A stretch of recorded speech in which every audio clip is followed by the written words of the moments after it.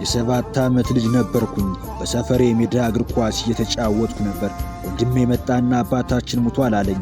ያን ስሰማ አይኖቼ በእንባ ተሞሉ። የነገረኝን ማመን አቃተኝ። አባቴ ሆድ ህመም ነበረበት። እናም በአካባቢያችን ሆስፒታል ስለሌለ ወደ ሌላ መንደር የባህል ሐኪም ተወሰደ። ነገር ግን አባቴ መትረፍ አልቻለም፣ እዚያው ሞተ። በመንደሬ ውስጥ ሆስፒታል ለመገንባት ከወሰንኩባቸው በርካታ ምክንያቶች አንዱ ይህ ነው። ሳዲዮ ማኔ እንዲህ ይላል፣ ረሃብን መቋቋም ነበረብኝ።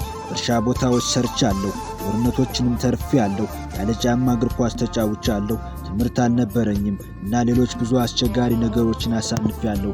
ዛሬ ግን ከእግር ኳስ በማገኘው ገቢ ህዝቤን መርዳት እችላለሁ።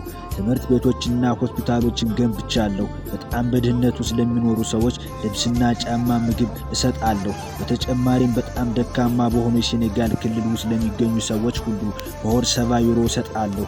ውድ መኪናዎችና የቅንጦት ቪላዎች፣ ጉዞዎችና ይልቁንም የግል አውሮፕላኖችን ማሳየት መፎካከር አያስፈልገኝም። ይልቁንም ህዝቤ ህይወት ለእኔ ከሰጠኝ ጥቂት እንዲያገኝ እመርጣለሁ። የተከበራችሁ ክቡራት አድማጮች፣ እናንተስ በዚህ ህይወት ውስጥ ብታልፉ ኑሮ ምን ታደርጉ ነበር? እውነት እንዲህ ትረዱ ነበር? ሐሳባችሁን በኮመንት